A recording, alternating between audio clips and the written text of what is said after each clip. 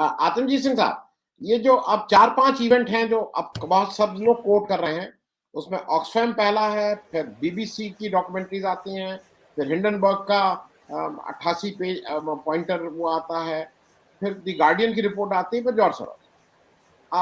भाजपा का ये कहना है कि ये इंटरनेशनल कॉन्स्पिरेसी है और उसी के तहत ये सब हो रहा है। और कल भाजपा के प्रवक्ता वो जो शहजाद पूनावाला है, उनका ये साफ साफ आरोप था कि जॉर्ज सोरोस के जो वाइस प्रेसिडेंट या कोई उनके सीनियर एग्जीक्यूटिव राहुल गांधी के साथ भारत जोड़ो यात्रा में पदयात्रा भी किए हैं और इसलिए कांग्रेस भी भारत को कमजोर करने वाली इंटरनेशनल लोगों के साथ खड़ी है। ये पूरा मामला, खास करके जो गार्डियन की टीम है जिसमें कह रहे हैं कि कैसे इलेक्शन रिग करते हैं, कैसे फेक न्यूज फैलाते हैं, इस पे भी जरा आपसे एक बार समझना है। जी जी जी, नमस्कार आनंद वर्धन जी और सभी साथियों को बहुत बहुत अभिनंदन। जो बात जॉर्ज सोरोस की है, जॉर्ज सोरोस एक शॉर्ट सेलर है, जैसे कि हिमांशु जी ने आपको बताया कि उनका बैकग्राउंड क्या है और किस तरीके वो बिजनेसेस में हैं। एक तरफ से वो सोशलिस्ट हैं क्योंकि वो खुद ज्यू हैं, एप्रीहार्ट झेले हुए हैं, हिटलर के टाइम कंसंट्रेशन कैंप से निकले हुए हैं, अपना नाम बदल के वो अपना लंदन आए, फिर उससे पहले अमेरिका में थे, लंदन स्कूल ऑफ इकोनॉमिक्स में पढ़े, फिर अमेरिका में भी बिजनेस किया। अमेरिका में जाके उन्होंने पहले अपना हेज फंड बनाया 1972-73 में। तब से वो बिजनेस में हैं, 92 साल के हैं, चीज़ों की नॉलेज रखते हैं। हालांकि वो ये भी कहते हैं मैं नाइव हूँ अगर मैं कोई ऐसी बात कह रहा हूँ कि टर्की के प्रेसिडेंट को हिंदुस्तान के प्राइम मिनिस्टर से अगर रिलेट करता हूँ, मेरी इतनी समझ नहीं है इस पॉलिटिक्स की।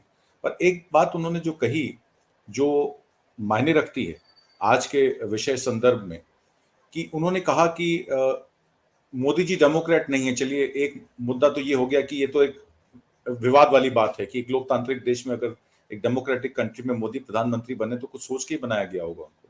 ठीक है, अगर वो मुसलमानों के खिलाफ हैं या वो 80-20 की पॉलिटिक्स खेलते हैं तो ये भारत का अंदरूनी विषय है, हर देश की अपनी पॉलिटिक्स होती है। पर जो उन्होंने मेन जो विषय उठाया अदानी वाला, कि जो मोदी जी हैं और अदानी जी हैं वो एक हैं, उनका बिजनेस भी एक है, वो एक हैं, वो उनको प्रमोट करते हैं, उनकी वजह से ही अदानी जो है वो इतने बड़े इंफ्रास्ट्रक्चर प्रोजेक्ट्स के कर्ता धर्ता बन गए और उसके बॉन्ड्स में भी आ गए और देश के एक टाइम पे तो दूसरे रिचेस्ट आदमी भी बन गए थे।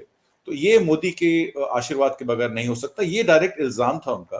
पर कल आपने अगर स्मृति ईरानी का भी वक्तव्य सुना हो, उसके बाद जो आपने शहजाद पूनावाला की बात की वो भी कही हो, तो उसमें ये निकल के आता है कि शायद बीजेपी और बीजेपी के पार्लियामेंट के जितने भी सदस्य हैं या कैबिनेट मिनिस्टर्स हैं, इस सवाल पे, अदानी के सवाल पे चूक रहे हैं, वो कोई डायरेक्ट बात नहीं करना चाह रहे हैं।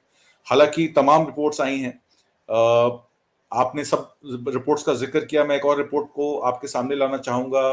फोर्ब्स की एक रिपोर्ट आई है और फोर्ब्स की रिपोर्ट में विनोद अदानी के किस तरीके से कनेक्शंस हैं, अदानी एंटरप्राइज को, अदानी विल्मर को, अदानी के बाकी कंपनीज को, शेल कंपनीज द्वारा पैसा भेजने की पूरा विधिवत, किस तरीके से दो म्यूचुअल फंड जो विनोद अदानी खुद ओन करते थे उन्होंने, और उनके पास 99% जो शेयर्स हैं वो अदानी एंटरप्राइज के ही हैं, उन फंड्स को गारंटर बना के पैसा रेज किया और उस पैसे से वापस निवेश अदानी की कंपनियों में किया, और जिससे अदानी पोर्ट्स और एसीजेड को फायदा हुआ, अदानी विल्मर को फायदा हुआ, अदानी के जितने इंफ्रास्ट्रक्चर प्रोजेक्ट्स हैं उसमें 200-300 मिलियन डॉलर्स की इन्वेस्टमेंट्स डायरेक्टली विनोद अदानी की कंपनीज द्वारा की गई। तो ये जो खुलासा फोर्ब्स ने किया, इससे तो बड़ा क्लियर हो जाता है कि अगर गौतम अदानी यहाँ अपने रिबटल में उन्होंने अपने पॉइंट ऑफ व्यू में कहा कि विनोद अदानी हमारे किसी भी ऑर्गेनाइजेशन में किसी पद पर नहीं है, पर अगर वो डायरेक्टली रिलेटेड है उन शेल कंपनी से, जो शेल कंपनीज गौतम अदानी को फंड कर रही हैं, तो विनोद अदानी का इसमें पूरा पक्का रोल है।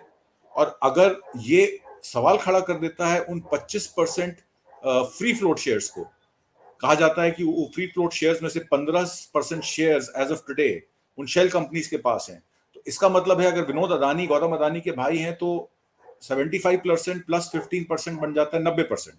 तो 90% शेयर्स अगर एक ही फैमिली के पास हो और उस शेयर की कीमत 100 रुपए 4,000 रुपए चली गई और उसको प्लेज करके, शेयर्स प्लेज करके पैसा लिया गया और उस पैसे को इंफ्रास्ट्रक्चर प्रोजेक्ट्स में लगाया गया, तो ये तो एक बहुत बड़ा इशू बन जाता है। ये इशू सिर्फ हिंदुस्तान के बिजनेसेस हाउसेस के लिए नहीं है, ये इशू पूरे विश्व के बिजनेसेस के लिए हो जाता है कि कहीं ना कहीं ये बिजनेसेस कोरिलेट करते हैं एक दूसरे को।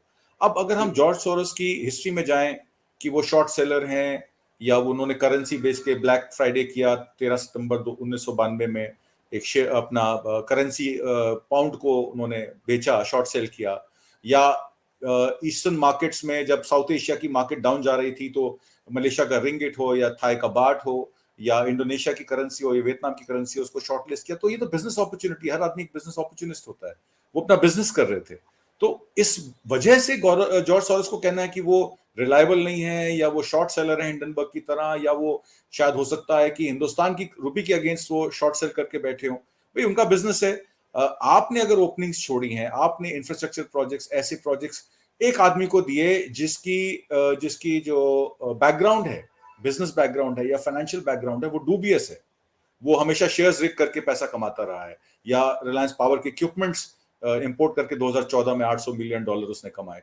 तो अगर उसकी हिस्ट्री रिग्ड है और गवर्नमेंट उसको दबादब प्रोजेक्ट्स देती जा रही है और बाहर की कंपनीज उसको शॉर्ट सेल कर रही हैं, तो उनके पास तो अपॉर्चुनिटी है। वो अपॉर्चुनिटी देने वाले कौन है? वो अपॉर्चुनिटी देने वाले यहाँ की सरकार है, और सरकार का फर्ज बनता है कि अपनी पोजीशन को क्लियर करें कि वाकई गौतम अदानी के साथ उनका कोई रिलेशन है या उनके फेवरेट बिजनेसमैन है कि नहीं है।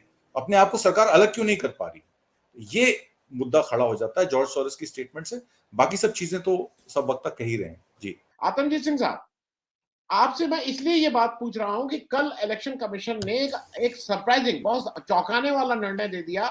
शिंदे जी की उसने शिवसेना को कहा ये असली शिवसेना है, ये नाम और सिंबल दोनों यूज करेगी, जबकि ज्यादातर उम्मीद ये थी लोगों को कि होल्ड पे रखा जाएगा और इसको जब तक डिसाइड नहीं होता है।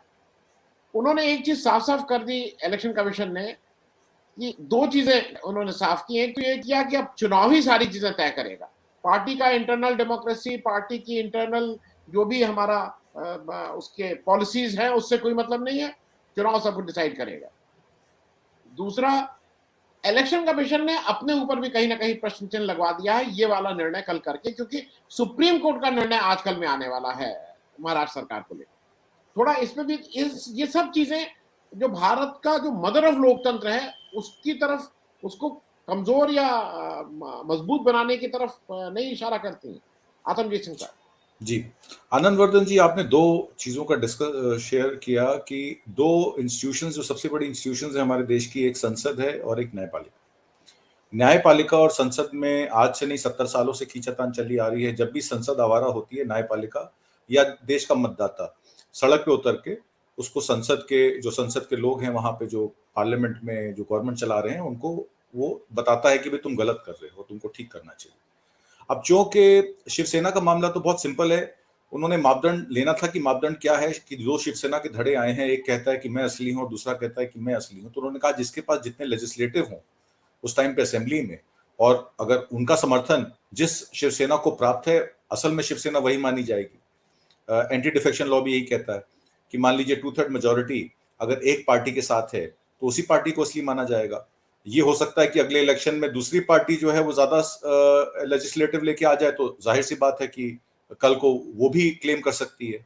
अब ये मामला तो सुप्रीम कोर्ट में जाएगा, क्योंकि उद्धव ठाकरे इसको छोड़ने वाले नहीं है, तो सुप्रीम कोर्ट में जब मामला जाएगा तो वहां पे तय होगा। आपने एक बात और देखी, पंचजन्य में वहां के एडिटर ने, आरएसएस ने ये कहा कि जो सुप्रीम कोर्ट है उसको एज अ टूल यूज किया जा रहा है देश विरोधी ताकतों के द्वारा, टेररिस्ट के द्वारा, फ्रीडम ऑफ एक्सप्रेशन का नाम लेकर जो जर्नलिस्ट हैं वो सुप्रीम कोर्ट जाते हैं, वहां से बेल ले आते हैं और उसके बाद फिर तमाम बातें वही लिखनी शुरू कर देते हैं सरकार के खिलाफ। सरकार का गैग ऑर्डर नहीं चल रहा है, और सुप्रीम कोर्ट कहीं ना कहीं उसमें उन ऑर्गेनाइजेशंस को, उन इंडिपेंडेंट ऑर्गेनाइजेशंस को, उन सोशल मीडिया चैनल्स को और उन लोगों को जो सरकार से सवाल पूछते हैं, उनको जो है वो हवा दे रही है।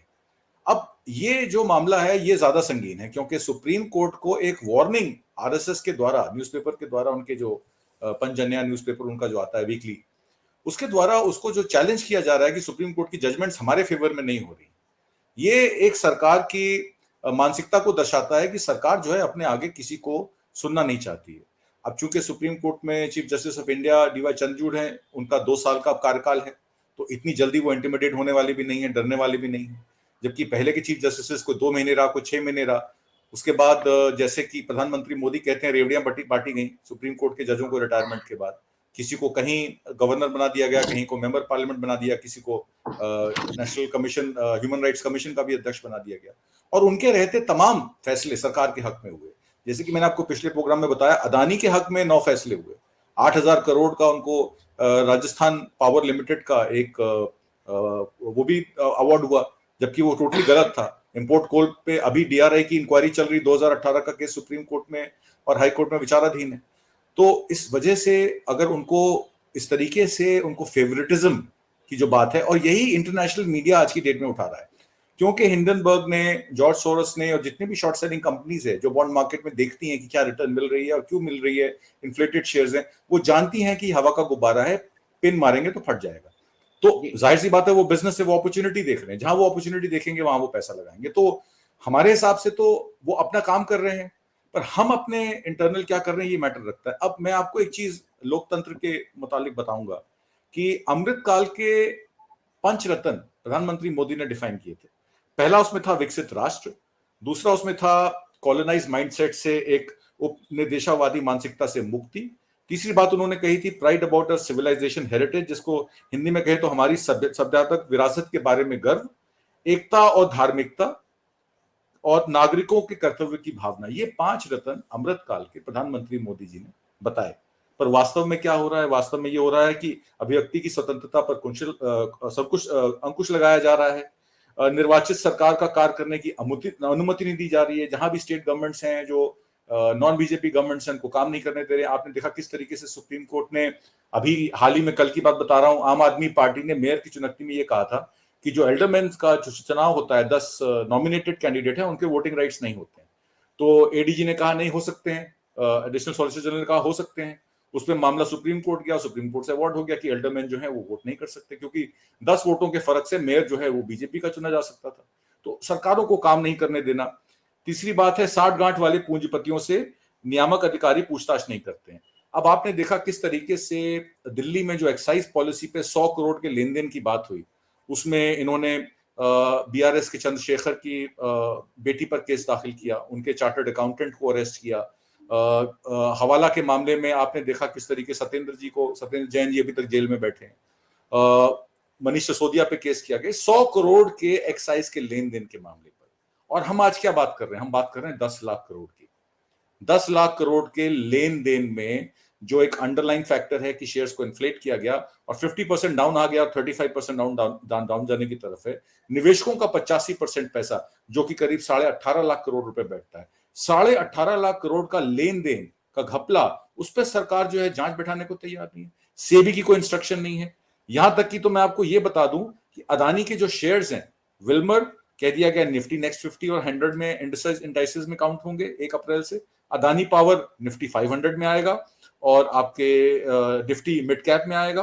तो ये सारे शेयर्स जो है 31 मार्च से निफ्टी डिफाइन करेंगे, बजाय उन पे कार्रवाई होने के उनको प्रमोट किया जा रहा है। तीसरी बात, जो चौथी बात, गौरक्षा के नाम पर जिस तरीके से आपने देखा नू में किस तरीके से एक आदमी अपने इंस्टाग्राम अकाउंट खोलता है, उसमें बंदूकें दिखाता है, वो बंदूकें दिखा के ये कहता है कि मैं गौरक्षक हूं और कोई भी गौ की तस्करी करता पकड़ा गया मैं उसको देख लूंगा, और उस पर हत्या के केस हैं पर उस पर एफआईआर दर्ज नहीं होती है। 2 आदमी कल मर गए बलेरो में, उनकी भिवाड़ी में हरियाणा में लाश मिली। अब राजस्थान की पुलिस कहती है हरियाणा का मामला है, हरियाणा की पुलिस कहती है हमारा मामला नहीं है। तो वो अभी तक मामला अधर में लटका हुआ है।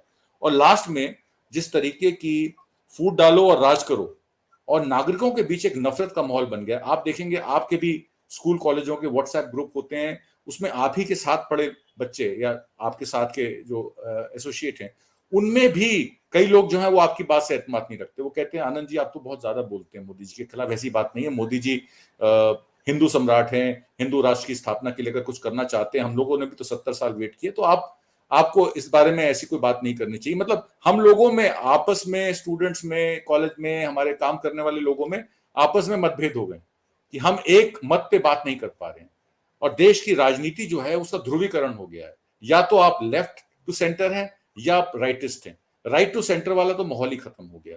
तो कई चीजें हैं, जिस तरीके की सांप्रदायिकता और जिस तरीके का जहर हमारी सोसाइटी में फैल रहा है, ये लोकतंत्र के लिए खतरा बना हुआ है। और उसके लिए इंस्टीट्यूशंस को ब्लेम करना कि सुप्रीम कोर्ट हमारे अकॉर्डिंग काम नहीं कर रही है, ईडी हमारे अकॉर्डिंग काम नहीं कर रही है, इनकम टैक्स हमारे अकॉर्डिंग काम नहीं कर रही है। ये कहीं ना कहीं ये दर्शाता है कि आप अथॉरिटेरियन मेजॉरिटेरियन पॉलिटिक्स की तरफ जा रहे हैं, और जिसपे अगर आप चले गए तो वहां से कोई पॉइंट ऑफ नो रिटर्न वाली बात आ जाती है। जी।